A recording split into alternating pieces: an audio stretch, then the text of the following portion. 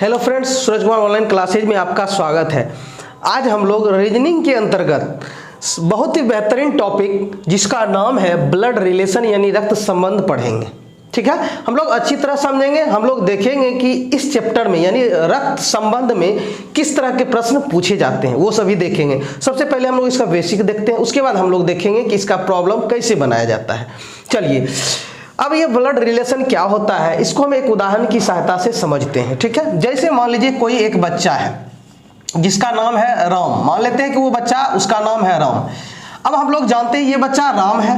अब इसके क्या होंगे? माता होंगे, फिर पिता होंगे। क्या होंगे? माता होंगे, पिता होंगे। ठीक है, अब फिर इसके माता पिता के क्या होंगे? फिर माता पिता होंगे। माता पिता मतलब क्या हुआ? कहने का मतलब यदि कोई बच्चा है, ठीक है, जैसे हम राम की ही बात करें, राम नाम का कोई बच्चा है। अब हम लोग जानते हैं कि ये जो आया है ये बच्चा अपने माता पिता से, यानी इस बच्चे में किनका ब्लड है? तो माता पिता का। अब ये इनके पिताजी जो हैं या फिर माता है, चूंकि हम लोग जानते हैं कि माता का भी माता होगा, मतलब इनकी नानी होगी। अब इनकी माता में जो ब्लड आया वो इनकी क्या नानी से आया, मतलब इनसे इनकी इसमें आया, फिर इससे इसमें, या ये कहें कि इनके पिताजी जो है, मतलब इस बच्चे का पिताजी कौन है? ये हैं। और इनके पिताजी कौन है? मतलब इनसे ब्लड किसमें आया? इसमें, और इससे इसमें आया। तो हम लोग देख रहे हैं कि ब्लड का जो है मतलब एक जगह से, मतलब एक पीढ़ी से दूसरी पीढ़ी में क्या हो रहा है? ब्लड जा रहा है। ठीक है, मतलब इनका ब्लड इसमें, इनका ब्लड इसमें, फिर आने वाले ये जो बच्चा है आगे जाके क्या होगा? फिर बड़ा होगा, फिर इनके किड्स होंगे, मतलब इनके बच्चे होंगे, फिर उनमें जाएगा इनका ब्लड, फिर इनके बच्चे होंगे। मतलब ये चलता ही रहता है लगातार। क्या चलता रहता है? सतत सतत, मतलब लगातार। तो इसका मतलब है कि इनका ब्लड इसमें, इनका ब्लड इसमें, इनका ब्लड इसमें, इनका ब्लड इसमें जाता है, और ये एक संबंध बनाता है। क्या बनाता है? संबंध बनाता है। मतलब ये सभी जो है आपस में किससे जुड़े होते हैं? एक तार से जुड़े होते हैं, जिसको हम लोग क्या कहते हैं? संबंध कहते हैं। और वो चूंकि किससे जुड़े हुए हैं? बीच में क्या चीज का? यानी ब्लड का क्या हो रहा है? ब्लड, मतलब एक पीढ़ी से दूसरे पीढ़ी में क्या जा रहा है? ब्लड जा रहा है, इसलिए इसका नाम क्या पड़ा? ब्लड रिलेशन पड़ा। ठीक है, यानी ये रिलेशन है, और ये किसका रिलेशन है? ब्लड का रिलेशन है, खून का रिलेशन है, इसलिए इसका नाम क्या पड़ा? Blood relation. ठीक है, तो यही हमारा क्या होता है? Blood relation. ठीक है, ऐसे आपका दोस्त भी है, लेकिन दोस्त के साथ आपका ब्लड का कोई मतलब ना, आपका ब्लड उनमें है ना उनका ब्लड आप में है, इसलिए ये हमारा ब्लड रिलेशन नहीं होगा।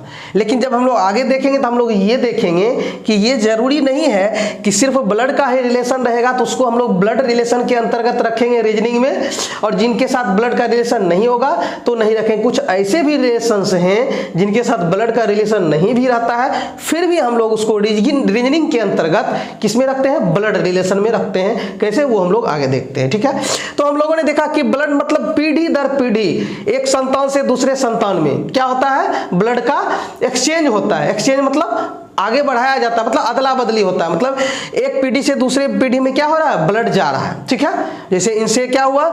इनके बच्चे का जन्म, फिर उनसे उनके बच्चे का, फिर उनसे, ये धीरे धीरे धीरे धीरे क्या चलता रहेगा? चलता रहेगा पीढ़ी दर पीढ़ी। इसलिए इसको हम लोग कहते हैं ब्लड रिलेशन। ठीक है, अब चलिए, अब हम लोग देखते हैं कि कितने तरह के ब्लड रिलेशन होते हैं, मतलब कब कब ब्लड रिलेशन का निर्माण होता है, मतलब कब कब ब्लड रिलेशन बनता है, वो हम लोग देखते हैं। चलिए, जैसे मान लेते हैं कोई बच्चा है। ठीक है, आपका कोई बच्चा है, ठीक है, वो जन्म लिया। क्या किया? जन्म लिया। ज्यों ही बच्चा जन्म लिया, ठीक है, उसी समय इसका क्या होता है? रिलेशन होता है। क्या? इस बच्चे का क्या होता है? माता होती है, फिर इस बच्चे का क्या होता है? पिता होते हैं। ठीक है, मतलब मम्मी होती है और पप्पा। इस बच्चे का कौन कौन? मम्मी और पप्पा, और इस दोनों के साथ इस बच्चे का क्या है? ब्लड का रिलेशन है, क्योंकि इनका जो निर्माण हुआ कहीं ना कहीं इन दोनों के ब्लड से हुआ है, इस बच्चे का निर्माण। ठीक है, मतलब इस बच्चे की उत्पत्ति जो हुई है कहीं ना कहीं माता और पिता के ब्लड से या जीन से, जो कहें उनसे हुआ। ठीक है, तो जिस समय बच्चा जन्म लेता है उसी समय बच्चे का क्या बनता है? रिलेशन बनता है। कौन सा रिलेशन? माता का, पिता का। हो सकता है इस बच्चे का क्या है उससे पहले, यानी इस दोनों माता पिता से हो सकता है इस बच्चे से पहले कोई और बच्चा किसी और बच्चे की उत्पत्ति हुई होगी, तो ये बच्चा जो होगा, या बच्चा हो या यानी लड़का हो या लड़की हो, वो इसका क्या होगा? भाई होगा या बहन होगा। ठीक है, समझ रहे हैं। तो एक तो यहां रिलेशन बना जन्म के समय, मतलब एक हुआ बाय बर्थ, यानी जन्म से ही, यानी जब कोई बच्चा जन्म लेता है तो उसका क्या बन जाता है, तो रिलेशन बन जाता है। क्या बन जाता है, रिलेशन बन जाता है। ठीक है, समझ रहे हैं ना। अब जब बच्चा बड़ा होता है, धीरे धीरे वो आगे बढ़ता है, तो जब उसकी शादी करने की उम्र होती है तब वो बच्चा क्या होता है, यानी यही बच्चा अब क्या हो जाता है, युवा बनकर के शादी करता है। अब उस समय एक जो, यानी ये बच्चा जो है, यानी ये मान लेते हैं कि लड़का है, ये एक अलग एक परिवार है, मान लीजिए ये एक परिवार का बच्चा है और किसी दूसरे परिवार में हम मान लेते हैं लड़की है। ठीक है, अब इस लड़के की शादी इस लड़की से होगी, मतलब ये अलग परिवार है, लड़के का परिवार अलग और लड़की का परिवार अलग है। ठीक है, दोनों की क्या होगी, शादी होगी। लेकिन हम लोग यहाँ देखते हैं टेक्निकली जब, तो हम लोग ये देख पा रहे हैं इस दोनों के परिवार में कोई खून का रिश्ता नहीं है, मतलब कि ब्लड का एक्सचेंज नहीं है, ये अलग परिवार है, ये अलग परिवार है। ठीक है, लेकिन फिर भी हम लोग तो ये देख लिए कि हाँ यहाँ जो है ये परिवार और ये इस, यानी यहाँ इस परिवार के लड़के और इस परिवार की लड़की की दोनों की क्या होने वाली है, शादी होने वाली है। लेकिन कहीं दोनों में कोई ब्लड रिलेशन नहीं है। ठीक है, लेकिन फिर भी रीजनिंग चैप्टर के अंतर्गत इसको भी किसमें रखा गया है, ब्लड रिलेशन के अंतर्गत रखा गया। हाँ, ये जरूर है कि यहाँ ये लड़का और ये लड़की दोनों मिलकर के जब किसी बच्चे को जन्म देंगे, मतलब इससे जब कोई बच्चा होगा तब ये बच्चा में इसका भी ब्लड है और इसका भी ब्लड है। ठीक है, ठीक है, मतलब इसमें इसका भी ब्लड, मतलब इस परिवार का भी ब्लड है और इस परिवार का भी ब्लड है आगे जाके, इसीलिए इसको भी किसमें रखा गया है, ब्लड रिलेशन में रखा गया है। तो कहने का मतलब है कि रिलेशन दो तरह से बनता है, एक जन्म के समय बनता है जिसमें बच्चा जन्म लेता है, और एक बनता है शादी के समय। ठीक है, कितने तरीके से बनते हैं, दो तरीके से। एक जन्म के समय जो होता है वो एक्चुअल में वास्तव में सचमुच में ब्लड रिलेशन होता है। लेकिन जो शादी होती है किसी लड़के की या किसी लड़की की, तो जिससे शादी होती है तो उसके साथ रिश्ता तो बनता है, लेकिन वहाँ ब्लड का रिलेशन नहीं बनता है एक्चुअली में, लेकिन फिर भी हम उसको रीजनिंग चैप्टर के अंतर्गत ब्लड रिलेशन में रखते हैं। ठीक है, चलिए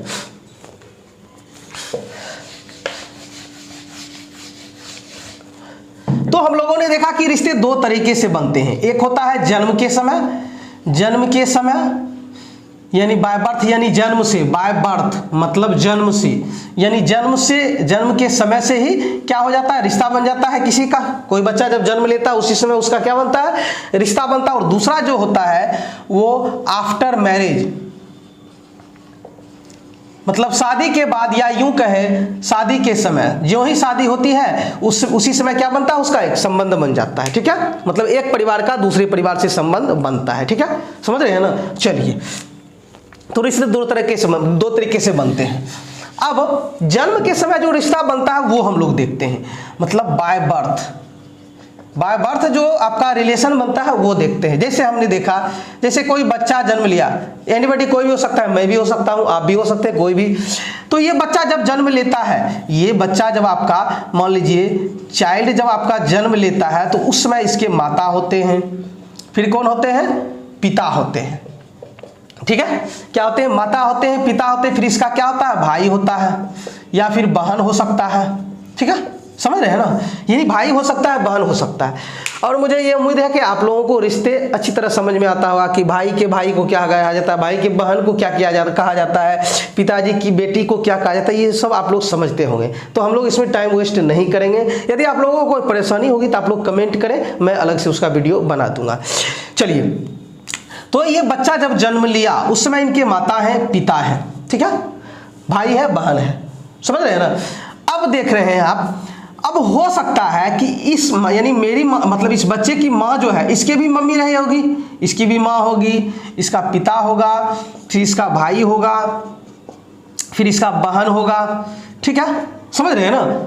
मैं मतलब आप जैसे आप मान लेते हैं कि मैं हूँ, तो मेरी माँ जो है, मैं उसका संतान हूँ, और मेरी माँ के भी क्या होगी, मतलब मेरे ननिहाल में क्या होंगे, पिताजी होंगे, जो, और पिताजी क्या कहलाएंगे, मतलब इस बच्चे की माँ जो है उसका पिताजी क्या कहलाएगा, इस बच्चे का नाना, उसकी माता इस बच्चे की नानी, उसका भाई इस बच्चे का मामा, जिसको हम लोग मामू भी कहते हैं, और ये जो है उसकी बहन जो है क्या कहलाती है, मौसी कहलाती है। क्या कहलाती है, मौसी कहलाती है। अब ये हो गया मेरे ननिहाल की बात। फिर ननिहाल में भी मान लेते हैं नानी की भी मम्मी होगी, नाना के भी मम्मी पापा होंगे, फिर ठीक है, यही चलता, यानी ये चलता रहेगा। क्या होगा, ये पीढ़ी दर पीढ़ी चलता रहेगा। उसी तरह अब पिता के, मतलब जहां हम लोग रह रहे हैं, पिता के भी क्या होंगे, माता होगी जिसको हम लोग दादी कहेंगे। फिर पिता के भी पिताजी होंगे जिनको हम लोग क्या कहेंगे, दादा कहेंगे। पिताजी के भाई होंगे जिसको हम लोग क्या कहेंगे, अंकल कहेंगे। पिताजी की बहन होगी जिसको हम लोग क्या कहेंगे, तो बुआ कहेंगे। क्या कहेंगे, बुआ कहेंगे। ठीक है, यानी जिसको हम लोग फुआ भी कहते हैं। इतना समझ में आया। अब आप देख रहे हैं कि यहाँ आपका दो तरह से, फिर यहाँ भी आपका दो तरीके से रिश्ते बन रहे हैं। कितने तरीके से, दो तरीके से। कौन कौन सा, तो एक मम्मी का रिलेशन हुआ ननिहाल से, और एक आपका क्या हुआ, पिताजी जहाँ आप रह रहे हैं, जहाँ मतलब आपके पापा का घर है, यानी आपकी मम्मी का ससुराल है, वहाँ भी एक रिलेशन बन रहा है। ठीक है, तो ये जो माता का रिलेशन बनता है उसको कहा जाता है मैटरनल, मैटरनल रिलेशन, उसको कहा जाता है मैटरनल रिलेशन। ठीक है, मतलब मातृत्व संबंध, यानी मां की तरफ से संबंध, मां की तरफ से संबंध जिसको हम लोग कहते हैं मैटरनल रिलेशन। ठीक है, जो कि ननिहाल में होता है। और एक होता है पिता के लिए पैटर्नल, इसको कहते हैं पैटर्नल, यानी पैटर्नल रिलेशन, जिसको हम लोग कहते हैं पैतृक। क्या कहते हैं, पैतृक संबंध। क्या कहते हैं इसको, पैतृक संबंध। तो माता की तरफ से जो संबंध होगा, समझ रहे हैं ना, माता की तरफ से जो संबंध होगा उसको हम लोग कहेंगे मैटरनल रिलेशन, और पिता की तरफ से जो संबंध होगा उसको पैटर्नल रिलेशन कहेंगे। ठीक है, समझ रहे हैं ना। तो अब देखिए, हाँ, माता की तरफ से जितने भी है, जैसे अब माँ की बहन, तो ये बहन तो सिस्टर हुई, माँ की बहन सिस्टर हुई। ठीक है, लेकिन ये जब ये आपकी क्या होगी, तो मौसी होगी। माँ की बहन आपकी क्या होगी, तो मौसी होगी। तो हम लोग उसको क्या कहेंगे, तो ये आपके लिए, आप देखिए, ये आपकी आंट होगी, इधर से भी आंट, ये आपके अंकल होंगे, मतलब मम्मी का भाई आपके अंकल होंगे, मम्मी की बहन आपकी क्या होंगे, आंट होंगे, आंटी होंगे। मम्मी के पिताजी भी आपके क्या होंगे, फादर ही होंगे। मम्मी के पिताजी फादर। ठीक है, फिर मम्मी के माताजी मदर होंगे। लेकिन थोड़ा सा अंतर इसमें होगा, जैसे इसमें भी पिताजी के भाई अंकल ही होंगे, पिताजी के सिस्टर क्या होंगे आपके, तो आंट होगी, चाची होगी। पिताजी के पिताजी फादर ही होंगे, पिताजी के माताजी क्या होंगे, मदर ही होंगे। थोड़ा सा अंतर क्या होगा कि ये चूंकि माता की तरफ से संबंध, इसलिए सारे में क्या लगेगा, मैटरनल। क्या लगेगा, मैटरनल। मैटरनल आंट मतलब मौसी, मैटरनल अंकल मतलब मामू। ठीक है, तो ये सब आप में लगे। और दादा का क्या होता है, ग्रैंडफादर। दादा का क्या होता है, हम लोग जानते हैं ग्रैंडफादर होता है, ग्रैंडफादर। और दादी का, ये नॉनी का क्या होता है, ग्रैंड मदर। वही जब पैटर्नल की बात करेंगे तब क्या होगा, ये पैटर्नल अंकल, पैटर्नल आंट, ये सभी होता है। ठीक है, समझ गए ना। फिर मतलब इस बच्चे का संबंध दो तरह, फिर इसके भी बहुत सारे संबंध होंगे, इसके भी बहुत सारे संबंध होंगे। ठीक है, अब उसके बाद अब मान लीजिए ये बच्चा जब बड़ा होगा, फिर इस बच्चे की क्या होंगे, बच्चे होंगे, किड्स होंगे। तो वो क्या होगा, इस बच्चे का बेटा होगा। क्या होगा, बेटा, जिसको हम लोग सन कहेंगे। फिर क्या होगा इसका, तो मान लेते हैं ये आपका डॉटर है, बेटी है, वो होगा। ठीक है, समझ गए ना। लेकिन इससे पहले बेटा और बेटी होने से पहले इसका कहीं ना कहीं क्या होगा, इस बच्चे का शादी होगा। आप लोग समझ रहे हैं ना। यदि कोई दिक्कत हो तो आप लोग कमेंट कर सकते हैं, कोई दिक्कत। तो हम लोगों ने ये समझा, यानी बच्चे के माँ की तरफ से जो संबंध होता है उसको कहते हैं मैटरनल रिलेशन, और बच्चे के पिता की तरफ से जो संबंध होता है उसको कहते हैं हम लोग पैटर्नल रिलेशन। ठीक है, समझ रहे हैं ना। चलिए, अब ये बच्चा, तो अब इस बच्चे का क्या होगा, आगे जाके वो युवा होगा, या लड़की हो या लड़का, वो युवा होगी या युवा होगा। तो फिर वो क्या होगी, उसकी शादी होगी। तो एक तो हमारा जन्म के समय रिलेशन बना, ये हमारा जन्म के समय रिलेशन है, इसको छोड़ करके। ठीक है, अब जब इसका शादी होगा तब उस समय जो रिलेशन बनेगा वो देखते हैं हम लोग। चलिए, अब आफ्टर मैरिज, ऐसा नहीं कि शादी से पहले ही हम लोग रिलेशन बनाने लगे। ठीक है, चलिए, उस समय क्या होगा, जैसे मान लीजिए कि एक लड़का ये एक अलग परिवार से है। ठीक है, एक लड़का ये अलग परिवार से है और एक लड़की अलग परिवार से है। ठीक है, दोनों की जब शादी हुई तो ये अभी क्या हो गया, अब पति पत्नी हो गए।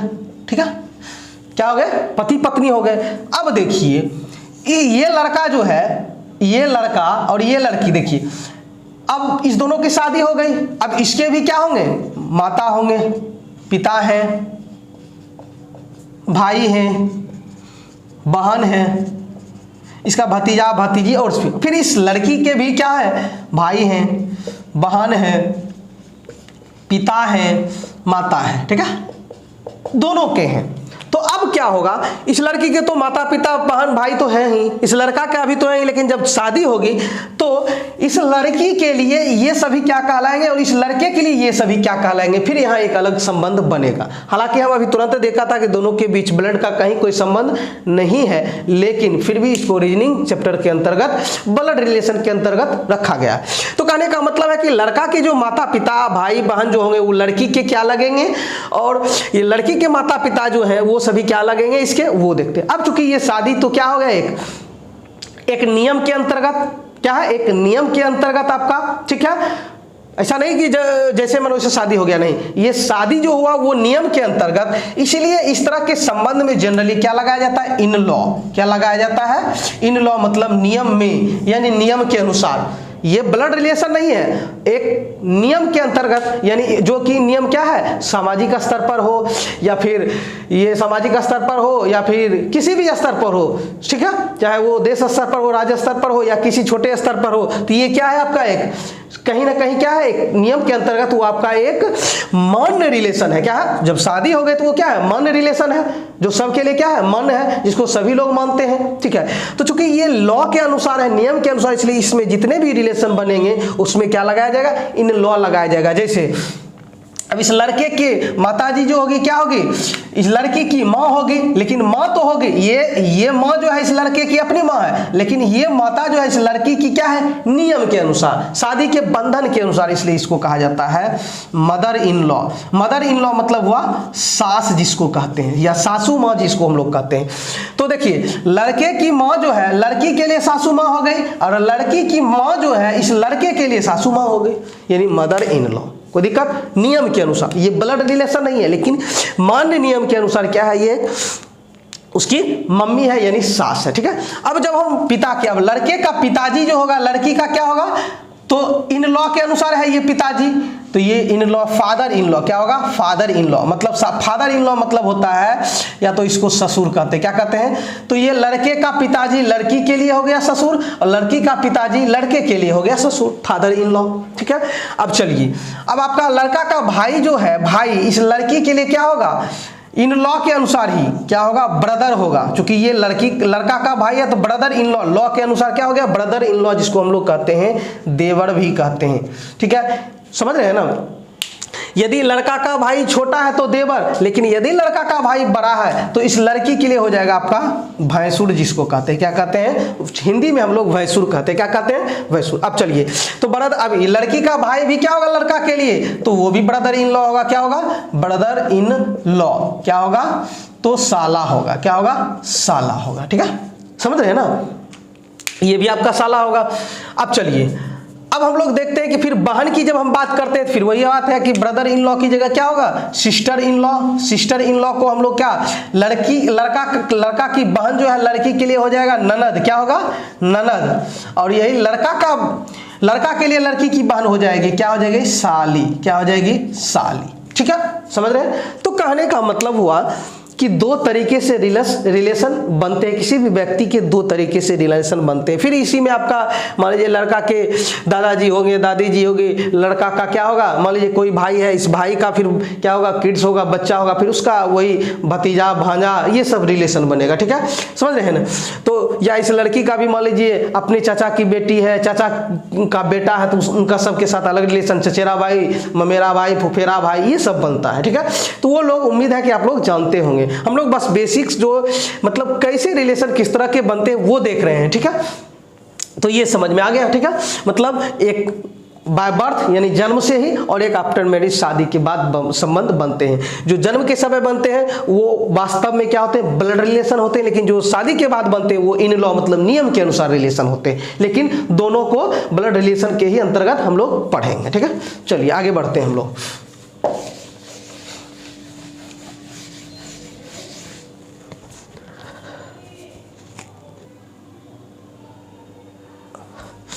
अब हम लोग जनरेशन गैप की बात करेंगे। किसकी बात करेंगे, जनरेशन गैप,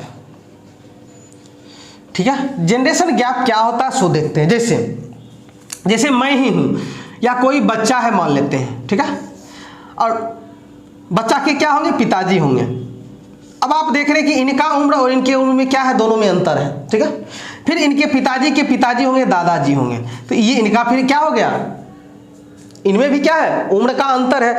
तो आप देख रहे हैं कि ये एक अलग पीढ़ी के हैं, ठीक है, समझ रहे हैं ना, ये एक अलग जनरेशन हुए और ये एक अलग जनरेशन है। तो दोनों के बीच में जो उम्र का गैप है, दोनों के बीच में जो उम्र का गैप मतलब अंतर जो है, क्या है, अंतर जो है वही क्या कहलाता है, जनरेशन गैप कहलाता है, ठीक है। जैसे आपके पिताजी के फिर क्या होंगे, भाई होंगे, फिर बहन होगी, ये हो गए एक जनरेशन के। फिर आप ये पिता यानी इस बच्चे के लिए तो ये पिताजी, ये दादाजी हो गए ना, मतलब आपके दादाजी के भाई बहन वो एक जनरेशन के हो गए, क्या हो गए, एक ही जनरेशन। चूंकि इन सबों की उत्पत्ति जो हुई ही वो क्या हुई है, एक माँ से हुई है, क्या है, एक माँ से हुई है। तो एक ही माँ से जब इन सारे की उत्पत्ति हुई है, मतलब ये सभी एक जनरेशन हो गए, एक जनरेशन का, लेकिन फिर इनकी माँ क्या हो गई, अलग जनरेशन की हो गई, समझ गए ना, ये एक अलग जनरेशन, ये एक अलग जनरेशन हो गया। तो इस दोनों के बीच में जो ये गैप है, जो खाई है, जो खाली जगह है, वही क्या कहलाता है, हमारा जनरेशन गैप कहलाता है, ठीक है।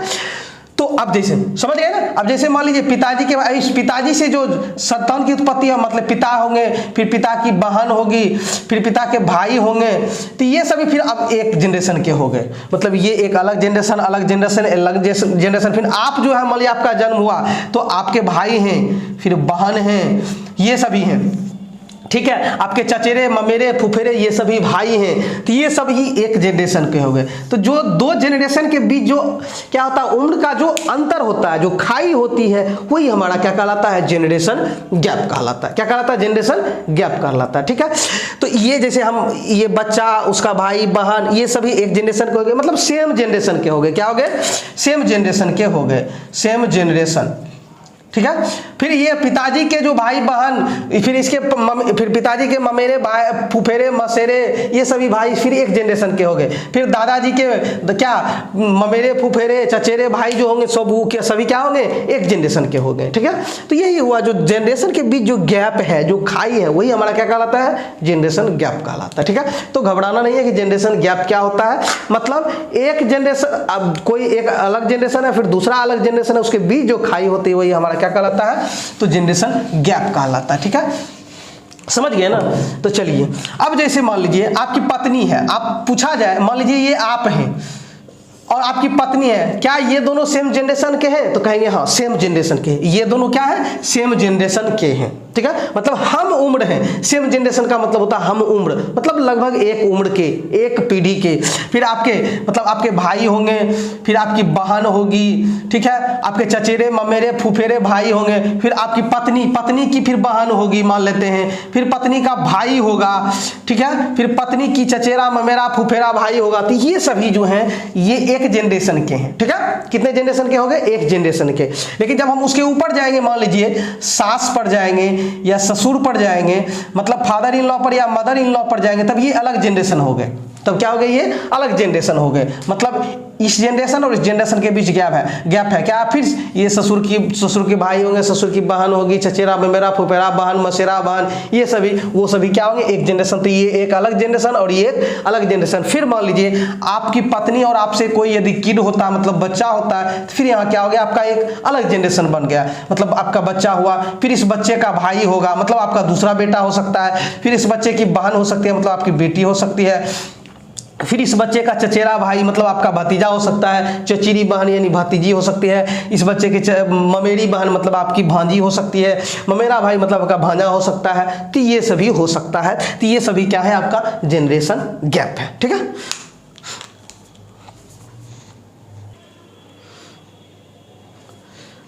अब हम लोग देखते हैं, मतलब हम लोग हेडिंग डालते हैं, इंडिकेशन मतलब होता है संकेत, इंडिकेशन मतलब होता है संकेत, सिंबल, ठीक है। मतलब हम लोग पूरा नहीं लिखेंगे, हम लोग किस संकेत से उसको बतला सकते हैं। और ये इसलिए पर है क्योंकि जब हम लोग प्रॉब्लम्स बनाने लगेंगे तो हम लोग ऐसा नहीं कि पूरा का पूरा रिलेशन ही लिखेंगे, नहीं, हम लोग सिंबल से काम चलाएंगे, ठीक है, कोई किसी फिगर से काम चलाएंगे। अब किस फिगर से काम चलाएंगे वो हम लोग देखते हैं। मतलब इंडिकेशन ऑफ रिलेशन मतलब संबंध का इंडिकेशन, सिंबल यानी संबंध के संकेत, सिंबल ऑफ रिलेशन हम लोग ये देखते हैं, ठीक है। मतलब ये जो है हमारा प्रॉब्लम बनाने में क्या होगा, बहुत ही काम आएगा। मतलब हम लोग इसी का यूज करेंगे, हम लोग पूरा का पूरा या इंग्लिश में या हिंदी में नहीं लिखेंगे, ठीक है। हम लोग सिंबल की सहायता से क्या करेंगे, प्रॉब्लम को सॉल्व करेंगे। यानी हम लोग जो डायग्राम बनाएंगे क्या बनाएंगे, डायग्राम जो हम लोग बनाएंगे वो क्या सिंबल की ही सहायता से बनाएंगे, ठीक है। मतलब फिगर जो बनाएंगे, जो आरेख बनाएंगे, जो रेखा चित्र बनाएंगे वो हम लोग सिंबल की सहायता से बनाएंगे, ठीक है। तो देखते हैं हम लोग कि विभिन्न संबंधों के लिए कौन कौन से सिंबल यूज किए जा सकते हैं, ठीक है। क्योंकि हम लोग क्या है, स्वैच्छिक है, क्या है, स्वैच्छिक है, हम किसी भी डायग्राम का यूज कर सकते हैं। लेकिन फिर भी चूंकि हम लोग पढ़े तो हम लोग ये करेंगे कि यदि कोई लड़की है, लड़की का मतलब हुआ फीमेल, क्या है, फीमेल है, मतलब वो क्या बहन भी हो सकती है, माता भी हो सकती है, दादी भी हो सकती है, मतलब फीमेल मतलब क्या हुआ, लड़की हो या औरत हो। तो उसके लिए हम लोग सिंबल यूज करेंगे, वो हम लोग सिंबल यूज करेंगे सर्किल। क्या यूज करेंगे, सर्किल। सर्किल का मतलब होता है वृत्त, मतलब जहां भी हमको वृत्त दिखेगा, क्योंकि हम लोग डायग्राम बनाएंगे तो हम लोग क्या करेंगे अपनी सहूलियत के हिसाब से, जहां औरत रहेगा, जहां लड़की रहेगी, वहां क्या करेंगे, सर्किल रखेंगे, ठीक है। जैसे मान लीजिए कि सीता मेरी माँ है, सीता क्या है, माँ है, किसकी, मतलब सीता माँ है किसकी, मेरी। मेरी का मतलब, अब ये देखिए सीता चूंकि मेरी माँ है, मतलब सीता का बेटा कौन हूँ, मैं। तो देखिए मैं कहाँ जाऊंगा, देखिए सीता एक अलग जनरेशन में रहेगी और मैं अलग जनरेशन में रहूंगा, ठीक है। अब यहीं से समझना है, ठीक है। मतलब सीता एक अलग, चूंकि वह मेरी माँ है, हमसे क्या है, एक जनरेशन ऊपर है, इसलिए ऊपर सीता जाएगी, उनका बेटा मतलब मैं। तो आप देख रहे हैं यहाँ जो है ये सीता आपका क्या है, औरत है, लड़की है, इसलिए इसको किससे यूज करेंगे, हम लोग सर्किल से दर्शाएंगे। मतलब हम लोग ऐसे अगर कहीं लिख देंगे तो ये समझ जाएंगे कि सीता क्या है, एक लड़की है। या मान लेते हैं कि ए मेरी माँ है, तो हम लोग ए लिख दिए, इसका मतलब इस सर्किल के अंदर हमने डाल दिया, इसका मतलब ए क्या है, औरत है, और औरत क्या है, माँ है मेरी, ठीक है। और मैं, फिर यहाँ मैं जो हूँ, अब यहाँ मैं लड़का हूँ, अब लड़का के लिए हम लोग क्या यूज करेंगे, तो लड़का मतलब मेल के लिए जो हम लोग संकेत यूज करेंगे वो होगा हमारा स्क्वायर बॉक्स। क्या होगा, स्क्वायर बॉक्स होगा, यानी SQUARE, स्क्वायर बॉक्स। क्या है, स्क्वायर बॉक्स मतलब वर्गाकार बक्सा, वर्गाकार बक्सा, ठीक है। मतलब मैं लड़का हूं तो इसलिए मैंने बक्सा दे दिया, मतलब जो ही बक्सा के अंदर रहेगा तो हम लोग समझ जाएंगे कि ये क्या है, लड़का है, मतलब मैं क्या हूं, लड़का हूं, ठीक है, समझ गए ना। जैसे हमने लिख दिया, मान लीजिए बी के बारे में ये बक्सा डाल दिया, मतलब बी क्या है, मेल है, क्या है, मेल है। हमने यहाँ सर्किल डाल दिया, इसका मतलब क्या है, ये फीमेल है। अब क्या हो गया, ये फीमेल, तो इसको ध्यान में रखना है, ठीक है। चलिए अब मान लेते हैं कि कपल, कपल मतलब हुआ जैसे मान लेते हैं पति पत्नी है, तो उसके लिए हम लोग क्या यूज करेंगे, तो अब देखिए इधर से भी और इधर दोनों तरफ से है, ये इसका पति और ये इसकी पत्नी, तो इसलिए हम लोग दोनों तरफ से चिन्ह देंगे, इस तरफ इस तरफ, मतलब ये हुआ कपल का साइन हुआ, ये क्या हुआ, कपल का। जैसे मान लेते हैं ए और बी पति पत्नी है, तो हम लोग एरो दे दिए, इसका मतलब ये दोनों आपस में क्या है, पति पत्नी है, मतलब कपल है, ठीक है।